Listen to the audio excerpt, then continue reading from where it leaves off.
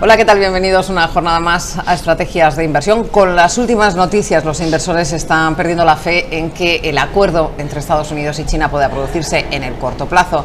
Y al menos lo que están haciendo es preparar las carteras para lo que podría ser una batalla más prolongada. Vamos a hablar de todo ello hoy con Rafael Ojeda. Rafael, bienvenido una vez más. Hola, buenos días. Bueno, estaba diciendo las últimas novedades, ese recrudecimiento en las tensiones comerciales. No sé si forma parte del proceso de negociación, si hay unos plazos en mente de tanto de Donald Trump o de Xi Jinping, pero lo cierto es que está repercutiendo en el mercado. Esta semana lo estamos viendo. Me decías antes de la entrevista que China tiene ganada la batalla. ¿Cuál es tu análisis de la situación actual? Mira, la batalla la tiene ganada y el análisis que yo puedo hacer es que Estados Unidos está intentando conseguir un acuerdo lo más rápido posible, porque Donald Trump, al tener perdidas las cámaras en Estados Unidos y no poder hacer un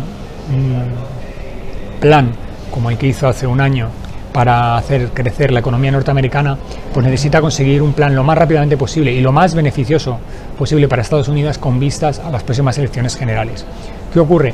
China no tiene tanta prisa, quiere renegociarlo todo muy despacito, con mucha pausa, y porque son unos extraordinarios negociadores. ¿Qué le ocurre? La política norteamericana es conseguir que los chinos se salgan con la americana y no lo van a conseguir. La pura realidad en estos momentos es que Estados Unidos está en una situación bastante complicada, porque estamos al final de ciclo, la bolsa norteamericana está ya tocando máximos y le cuesta mucho crecer.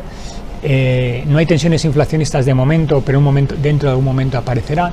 Entonces Donald Trump pues necesita tocar todos los palos para conseguir que de alguna manera la economía americana no se ralentice, y lo va a tener realmente complicado. ¿Qué pasa con los mercados? Entendían los mercados que ni a Estados Unidos ni a China le interesaban que no hubiera acuerdo, y por tanto obviamente estaban condenados a entenderse y que llegaran a un acuerdo. ¿Qué es lo que sucede? Que van pasando los meses, y pasa un poco como con el Brexit, ¿no? Que hay un momento que ya te cansas y te aburres. Y dices tú, bueno, esto al final llegarán a un acuerdo, pero en tanto en cuanto, obviamente, la situación a nivel mundial pues se va perjudicando. El crecimiento mundial va deteriorándose, porque el principal motor del crecimiento mundial es China, y se está ralentizando, entre otros motivos, por culpa de esta crisis que nos encontramos. Entonces ahí está el percal. China ya ha anunciado que su contraataque es una lista de objetivos para ponerles aranceles de unos 60.000 millones de dólares a partir del 1 de junio. Es importante de qué lista estamos hablando, qué tipos de productos, cómo puede afectar esto a las empresas que cotizan en el S&P 500 también. Es muy, muy importante, porque lo primero es que lo que queda claro es que ya desde hace mucho tiempo Estados Unidos, Donald Trump en concreto, había amenazado a China con que iba a poner esa lista de productos chinos por valor de 200.000 millones, un incremento de aranceles. Lo fue postergando, pero era una manera que tenía de forzar a los chinos a acelerar la negociación y llegar a un acuerdo. Obviamente China tenía entre sus business plan, y lo tenía clarísimo, dice, bueno, si llegamos a un acuerdo, fenomenal, pero si no llegamos a un acuerdo y Estados Unidos nos impone sanciones, ¿cómo podemos nosotros defendernos? Han tenido bastante tiempo para preparar esa lista. La tenían oculta, obviamente, porque no estaba sobre el plan utilizarlo. ¿Qué ocurre? En el momento que Estados Unidos ha decidido implementar esas sanciones a Estados Unidos, sorprendentemente China en muy poco tiempo tiene una lista entre 2.500 y 5.000 empresas que van a salir perjudicadas por estos 60.000 millones de aranceles. Estados Unidos, Donald Trump, en un alarde ya de patriotismo, ha amenazado a China y le ha recomendado que no implemente esas sanciones. China inmediatamente ha dicho que las va a implementar, y de hecho las va a implementar. ¿Qué ocurre? Al no saber qué productos, qué empresas o el alcance que puede tener esto, pues obviamente a la bolsa norteamericana la ha perjudicado, porque podemos entrar en una espiral en la cual coja Estados Unidos, bueno, pues ahora yo te voy a poner más, y coja China y diga, bueno, pues ahora yo más, y entonces podemos llegar a una situación en la cual no solamente Estados Unidos y China salgan tremendamente perjudicados, sino también el resto del mundo. Ahora mismo tenemos que pensar que los aranceles que va a aplicar Estados Unidos a China pueden suponer hasta 1,2% del PIB chino, mientras que las medidas chinas contra Estados Unidos pueden suponer entre un 0,3, un 0,5% del PIB norteamericano. Pero obviamente en un momento como el que estamos, que sus PIBs no solamente no crezcan, sino que encima caigan, puede ser muy perjudicial para el crecimiento mundial. Claro, es que no es lo mismo que afecte, o sea, que el porcentaje sea menor para el PIB norteamericano, pero que caiga, por ejemplo, el Nasdaq en los mercados influye en que caigan el resto de selectivos, claro, incluidos principalmente los de Europa, ¿no? Claro, que van a la cola, con lo cual no es lo que pierde solo Estados Unidos, sino también lo que puede perder Europa. Otro as en la manga de China, la deuda de Estados Unidos. China es el mayor tenedor de deuda estadounidense. ¿Cómo presiona en este sentido China? Desde hace muchísimo tiempo Japón había sido tradicionalmente el mayor tenedor de bonos americanos. Japón, igual que China, son economías muy ahorradoras y por tanto, bueno, pues tenían bonos americanos porque dan una rentabilidad muy superior a los bonos europeos. ¿Qué es lo que sucede? Bueno, pues obviamente China lo ha empleado como arma. Es decir, bueno, pues si Estados Unidos en un momento determinado no quiere llegar a acuerdos o quiere forzar a China con temas de, por ejemplo, de propiedad intelectual, etcétera, China siempre podía no recomprar esos bonos, dejarlos a vencimiento, ponerlos en venta. Se encarecen. Y claro, y en ese momento, bueno, pues tener Estados Unidos un problema muy serio con su deuda. Es decir, que la curva norteamericana la puede distorsionar el efecto que puede ocasionar China. Ahora mismo, bueno, pues es un as que tiene China en la manga y probablemente en un momento determinado lo pueda emplear, pero solamente el hecho de que exista esa amenaza latente por parte de China, bueno, pues puede hacer que todos aquellos gestores que se dedican a comprar y vender bonos pues estén un poco nerviosos ante la situación. Pueden tener pérdidas o beneficios cuantiosos si China decide mover ficha con el tema de los bonos norteamericanos. Bueno, ¿cómo está afectando todo esto también a los selectivos aquí en Europa, principalmente a nuestro IBEX 35 y después, además de haber visto también, porque otro de los catalizadores del mercado, se nos olvida un poco con este recrudecimiento de las tensiones entre China y Estados Unidos, pero han sido los resultados empresariales flojos en Estados Unidos y en Europa tampoco es que sean para tirar cohetes, ¿no? Sí, bueno, en Estados Unidos los resultados empresariales han sido flojos, los más flojos desde el segundo trimestre del año 2016, pero también se veía venir, es decir, los beneficios empresariales que había ayudado a que se produjeran por parte de Donald Trump el año anterior, pues obviamente ya este año no se van a producir y por tanto, bueno, pues que los resultados iban a ser algo más pobres, pues estaba descontado en los mercados que iba a ser así.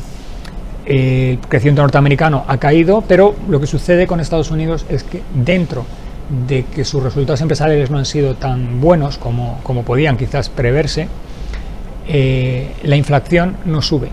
Y eso es una gran ayuda para los Estados Unidos porque además la productividad ha crecido unas décimas.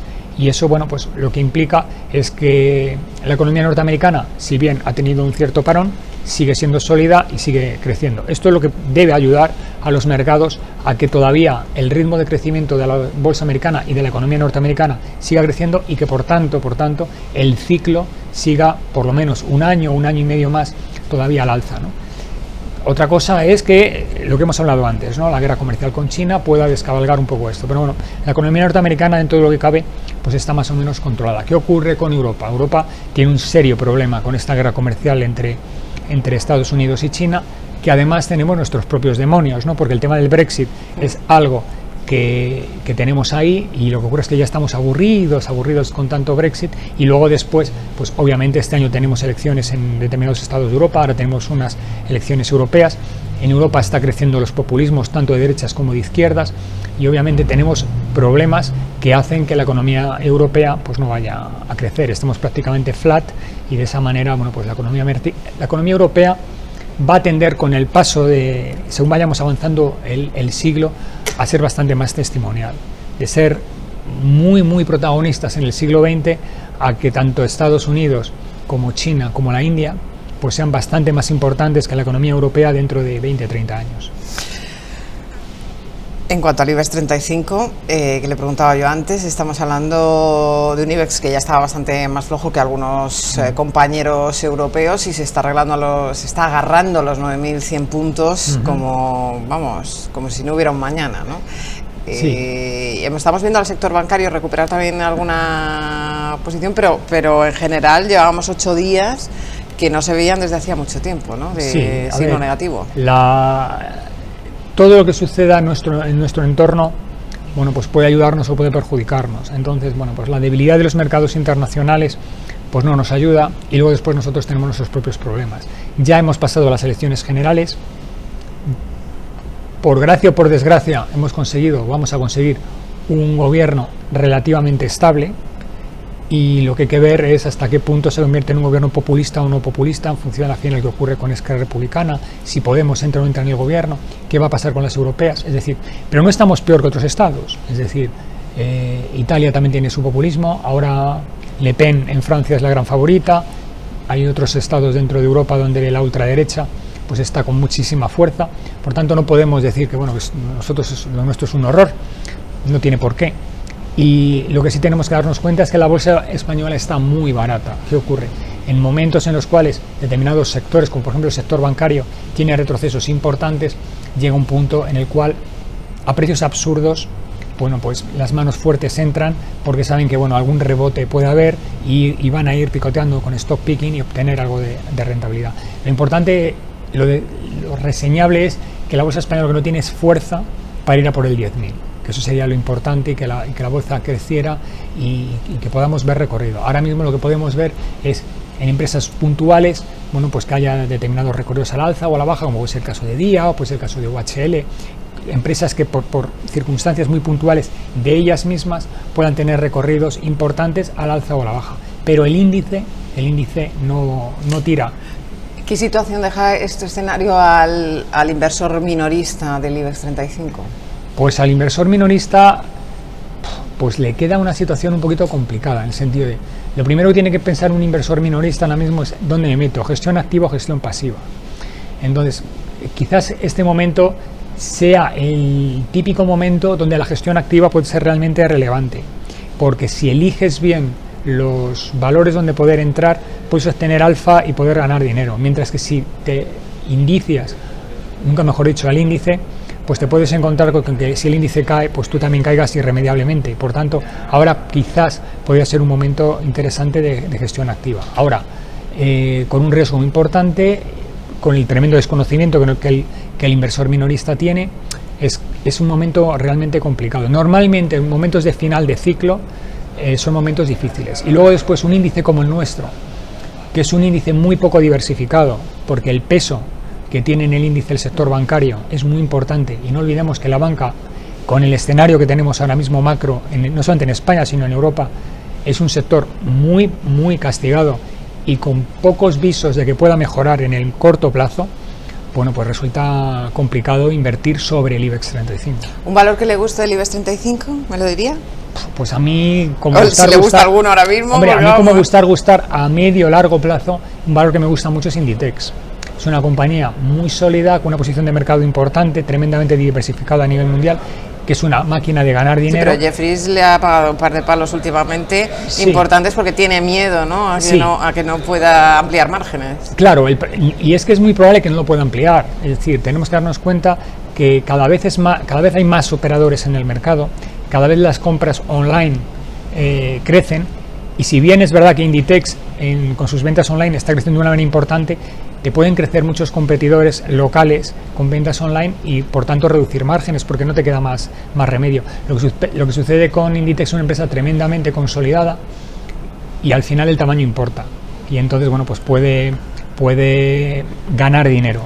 Ya puede reducir márgenes, pero lo importante es que ganes dinero, y es una empresa sin deuda, es una empresa muy sólida, y en esos momentos pues lo puede hacer realmente bien. Rafael Ojeda, muchísimas gracias. A ti, como siempre. Le esperamos dentro de unos días otra vez aquí en el plató de la Bolsa de Estrategias de Inversión, y ustedes también, toda la actualidad en la web estrategiasdeinversión.com.